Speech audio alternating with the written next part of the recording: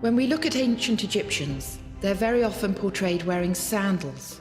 Tutankhamun here, standing on the back of a panther, wears a rather fine pair of gold sandals. In fact, we have those gold sandals, found in the tomb of Tutankhamun by Howard Carter in 1922. Very often, the pharaoh is depicted barefoot, though. An important title within the royal court was Sandal Bearer of Pharaoh, and here we see the first pharaoh of a united state of Egypt, some 5,000 years ago, King Nama, his sandal bearer standing beside him. If you look closely, the man behind Nama has a pair of sandals over his left arm.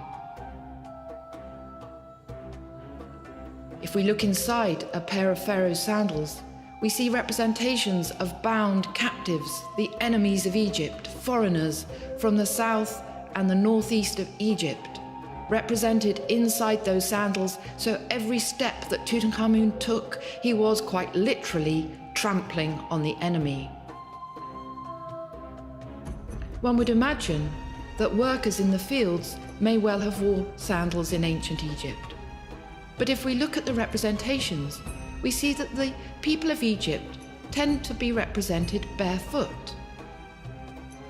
Even soldiers fighting on difficult terrain might be represented in the art, wearing nothing on their feet.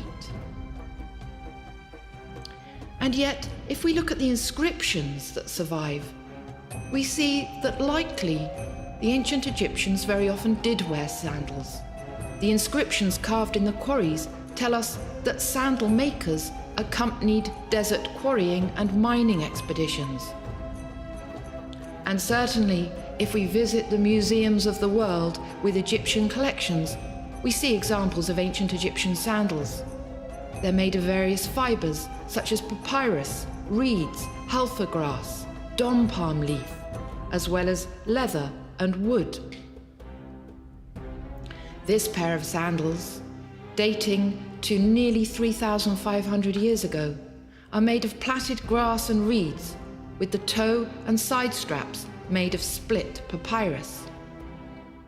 And the ancient Egyptians clearly wished to wear sandals in the afterlife because they represented them even inside their coffins.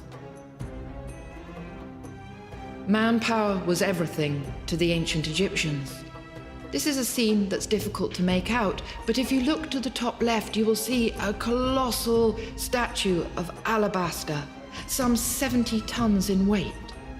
And to the right, 172 men in pairs dragging this colossal statue over a 9-mile route. The ancient Egyptians lived a life on the water and on foot. They hauled great weights, huge numbers of men dragging great loads, and the ancient rope they used to drag these loads has survived to this day. Very often, heavy weights were dragged on sledges. And if we look to the right of this tomb scene, we see a heavy weight on a boat shape that is then dragged on a sledge by men pulling on rope and oxen at the front. Sometimes the terrain was too difficult to drag those weights, and here we see the chaps on the right have lifted that boat onto their shoulders, the boat's carrying a mummified body towards the tomb. The wealthy of ancient Egypt might wish to be carried rather than stride out on foot for themselves. They had plenty of servants to carry their sedan chairs. This one belonged to a queen. It has ebony strips on the back of the chair inlaid with gold hieroglyphs giving the names and titles of the queen Hetep Heres.